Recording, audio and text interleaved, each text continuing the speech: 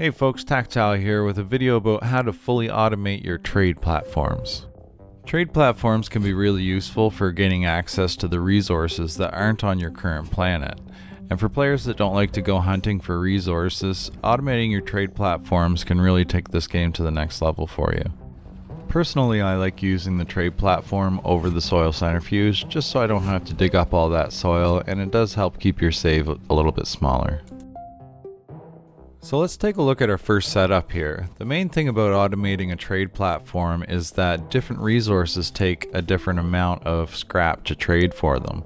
So this first setup, we're going to look at something like ammonium, where you have to trade 8 scrap to get 8 resources. To start, we have the scrap source and then an arm that puts that onto this medium storage. It has a storage sensor on it set to full or empty, and then that storage sensor is hooked up to the first arm and the middle arm. The middle arm we prime with 1 piece of scrap ahead of time. It just helps keep the spacing. The storage sensor is also hooked to this count repeater, and its only job is to signal the trade platform and tell it to take off. And after that, we just have an arm to unload the ammonium. Now let's go ahead and turn this on, and I'll speed it up so we can see it go through a cycle here.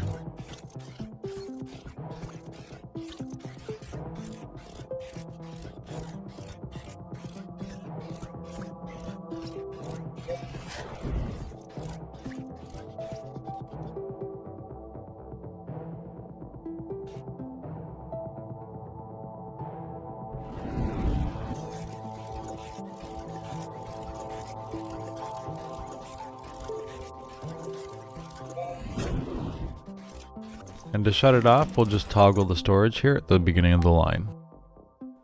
Now this next setup is the solution to every situation. It's currently set up to trade 6 scrap for 4 wolframite, but it can be set to trade for 4, 6, or 8. Now it's very similar to the first setup, except that we have no medium storage, and the storage sensor is stuck directly to the medium platform A. It's hooked up to the first and the second arm, and to the count repeater. The count repeater is set to 6, which means that it will load the middle platform 3 times, giving us 6 scrap to trade. If I were to switch that to 4, then it would load it twice, which would give us 4 scrap. If I were to switch it to 8, it would give us 8 scrap. So depending on what you set that count repeater to, that's how much it will load onto the trade platform before it launches.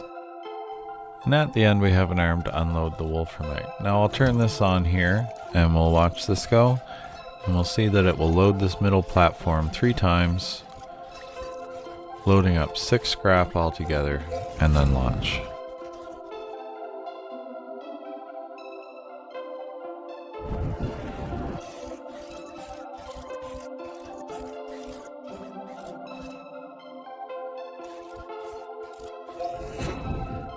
This last one is set up to count 4 and then launch.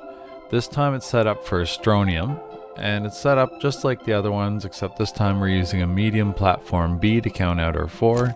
We have a storage sensor set up to the first 2 arms, and then over to the count repeater as well. The whole idea of this setup is to take some Astronium and to turn it directly into scrap without having to touch anything. So if you're looking for a scrap source for your auto trade platforms, this is a really good option right here. After the trade platform, I have an arm to unload the solid fuel jump jets onto this medium storage. It's going to count all 8 coming off of the trade platform. Then we have 2 arms here that will unload the jump jets into the shredders. The whole idea of the medium storage is to make sure that the trade line doesn't get backed up as it shreds the jump jets. It does this by having 2 storage sensors attached to it, each doing their own job. The first storage sensor is set to empty not empty, and will shut down the first half of the trade line whenever there's a jump jet on it. This just keeps the trade platform from launching while the solid jump jets are still being unloaded. The second storage sensor is set to empty full, and it just controls the 2 auto arms that unload the jump jets. So as soon as that platform is fully loaded, it'll load those directly into the shredders. Since we're only shredding tier 1 items, we can save a lot of space by just putting medium shredders on a large silo. In this case, 8 shredders for 8 jump jets.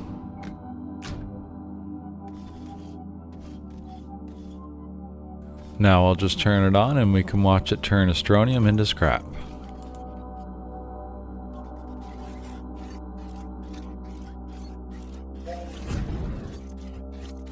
So all these setups that count out 4, 6, and 8 can be used for either Astronium or scrap. So you just set them up and they'll count out what you need.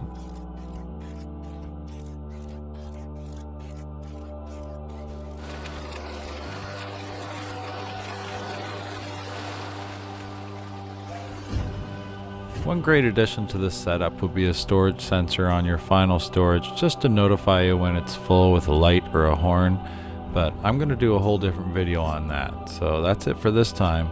We'll see you in the next video.